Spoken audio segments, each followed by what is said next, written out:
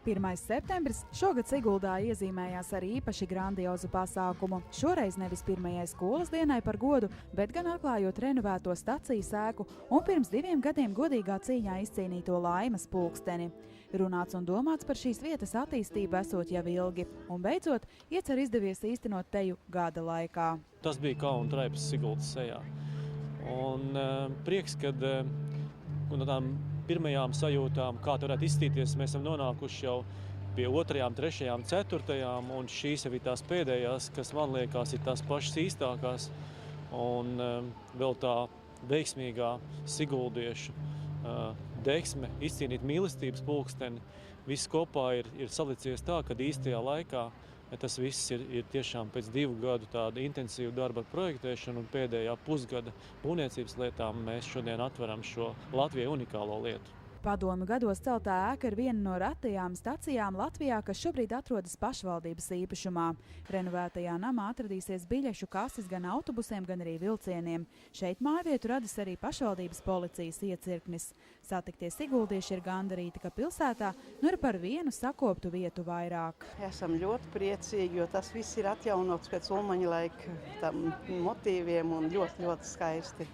Un lai cilvēkiem visiem būtu prieks par šo skaisto darbu. Sigulda tagad ir pie tā Laimas pulksteņa ar tikusi, kā liekas, vai to esat pelnījuši? Varēs mīlinieki nākt, randiņus runāt. Ļoti mums patīk. Kolosāli, tā būs laikam labākā Latvijā. Tā vismaz izskatās. Tā mēs noskatījāmies. Esat jau apstaigājuši apkārt? Jā, iegājām iekšā, apskatījāmies, ka izstāsta kā pilī.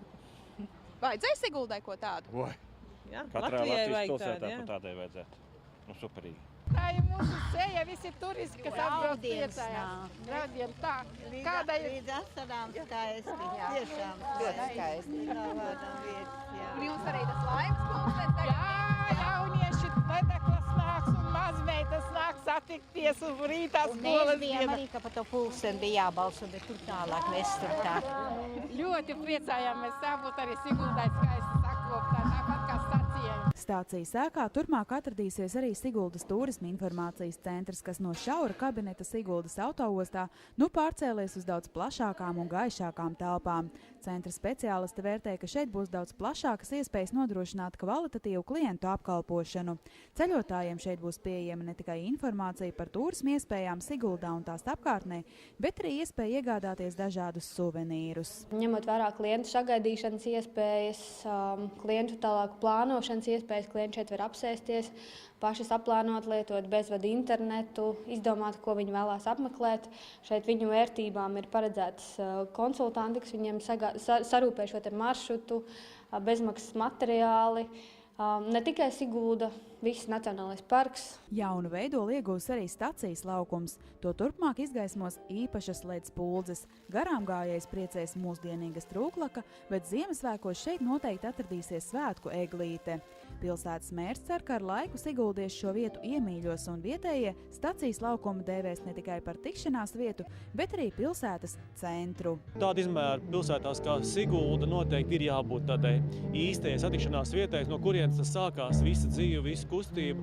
Un tādēļ man ir prieks teikt, ka es domāju, ka nākamajā balsojumā starp iedzīvotājiem, kur tad mums ir centrs, beidzot nepārprotam ar balsu vairākumu uzvaru gūs šī vieta, jo šis tiešām veidos par pilsētas centru šobrīd. Un par satikšanās vietu jaunu šis laukums kļūs noteikti, kā nekā tieši tā centrā uzstādīts pirms 2 gadiem televīzijas šovā izcīnītais Laimas pulkstenis.